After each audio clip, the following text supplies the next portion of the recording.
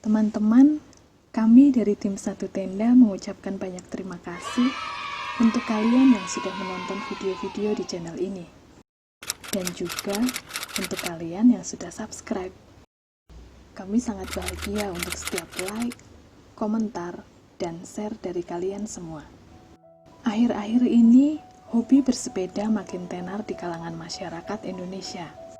Terlebih untuk orang-orang Jakarta. Apakah hobi ini hanya musiman? Atau kesadaran untuk sama-sama mengurai polusi Jakarta yang kian parah? Apapun motivasinya, masing-masing dari kita yang tahu. Yang pasti, ini menjadi kabar baik untuk alam, juga udara yang kita hirup tiap hari. Tentang hobi bersepeda, saya punya sejumlah teman yang mengemari transportasi kayu ini. Rekan kuliah saya dulu malah keliling Indonesia dengan naik sepeda. Start dari Jakarta, dia mengakhiri perjalanannya di pulau paling timur Indonesia, Papua. Lalu, ia memilih tinggal di Agats hingga sekarang. Sementara yang satu lagi, saya berjumpa dengannya di Wonosobo, kala hendak mendaki Gunung Sindoro dan Gunung Prau. Awalnya, saya bertemu di Umah Mandala, lalu kami nanjak bareng ke Gunung Prau. Sepanjang jalan ke Prau dari Wonosobo, dia membagikan ceritanya bertualang ke berbagai negeri ini dengan mengayuh sepeda ontel. Saya bangga punya teman dan kenalan yang melakukan kegiatan adventure dengan cara mengayuh sepeda. Saya yakin keduanya bersepeda bukan sekedar untuk foto-foto lalu upload di medsos, tapi mereka menginginkan sesuatu yang ingin mereka capai atau misi yang hendak dituntaskan. Selain dua teman ini, saya punya referensi tentang 3 pasangan yang berkeliling dunia dengan naik sepeda. Motivasi mereka berkelana dengan sepeda membuat saya terkagum-kagum. Nah, saya ingin membagikan kekaguman saya ini dengan teman-teman pengunjung Satu Tenda.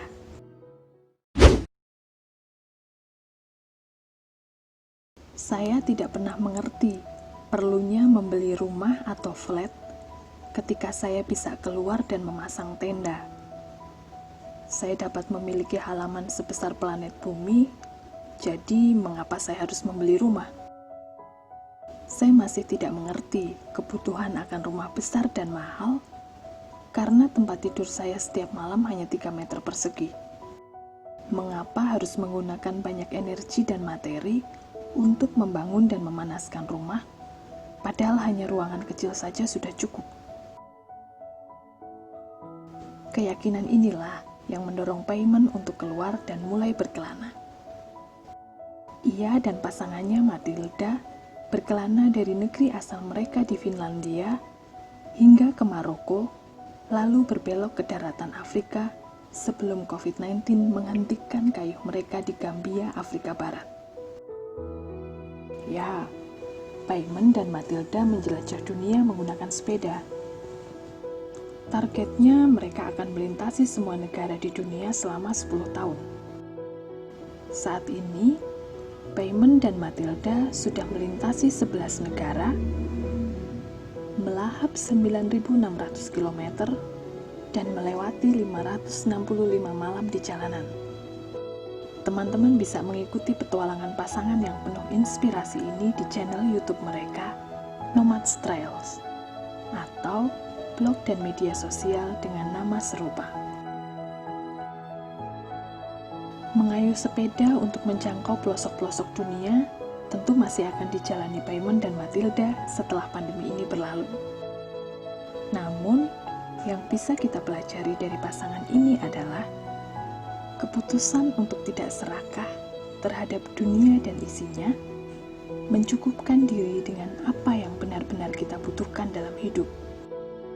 Tak perlu memiliki barang mewah untuk jadi bahagia.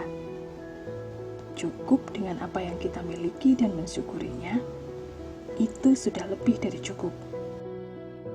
Lebih dari itu, bukalah jendela dan biarkan dunia menceritakan kisahnya kepadamu. Bagaimana menurutmu? Tulis di kolom komentar ya teman-teman.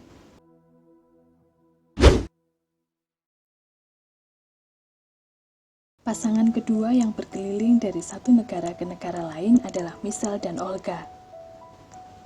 Pasangan ini memulai tur dunia mereka sejak Mei 2016 dari Hamburg, Jerman. Mereka sepakat bepergian ke berbagai tempat dengan sepeda, lantaran merasa lebih menikmati alam dengan kendaraan kayu ini. Hingga COVID-19 sekarang, Olga dan Michelle sudah berkelana selama 3 tahun, 10 bulan, dan 6 hari. Dalam rentang waktu tersebut, keduanya menjelajah 49.270 km dan mengunjungi 43 negara. Menurut pengakuan Olga, melalui petualangan ini, ia dan pasangannya semakin menemukan siapa diri mereka. Ternyata kami adalah orang yang lebih suka duduk di atas pedal sepeda dan bepergian melihat berbagai tempat ketimbang duduk di kursi kantor. Sekali lagi, dua sejoli ini mengisyaratkan kita bahwa berkelana bukan perihal menaklukkan, melainkan mengenali diri sendiri. Perjumpaan dengan orang-orang, juga keakraban dengan alam di berbagai tempat, menyadarkan kita perihal apa yang paling kita butuhkan untuk hidup, juga untuk bahagia.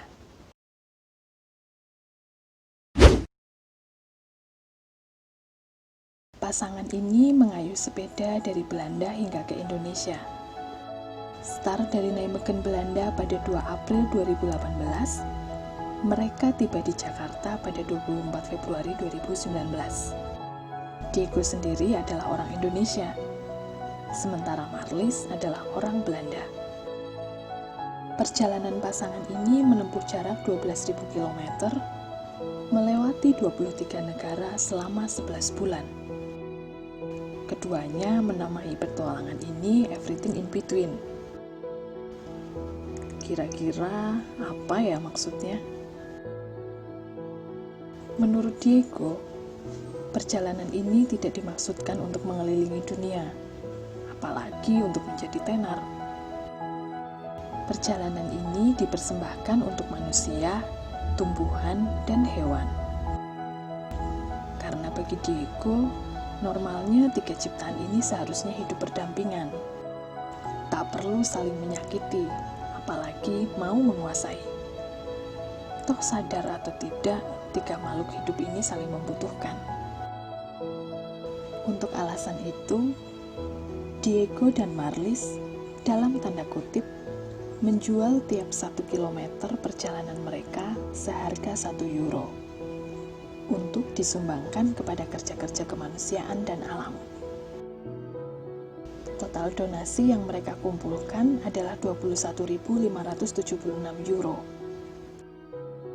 Donasi tersebut telah disumbangkan ke 3 organisasi non-profit, yakni Lestari Sayang Anak, Jakarta Animal Aid Network, dan Kebun Kumara.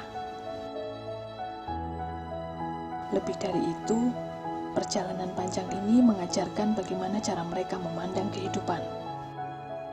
Cukupkan diri dengan apa yang ada, jangan berlebihan.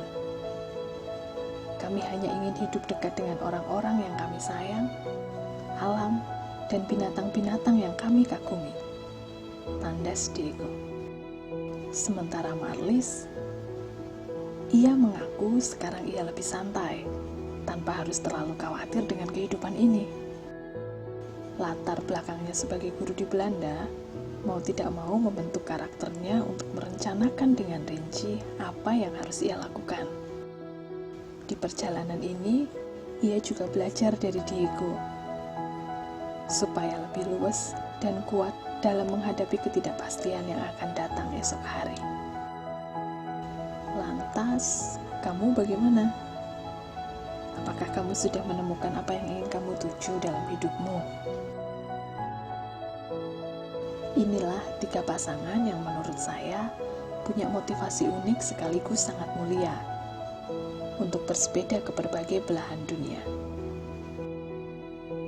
Mungkin kamu juga punya motivasi yang sama dan sedang berjuang untuk mewujudkannya. Kalau iya, cobalah berbagi di kolom komentar ya teman-teman. Siapa tahu, kita bisa saling berdiskusi, saling support, atau malah berangkat bareng. Jangan lupa subscribe, like, komen, juga share ya.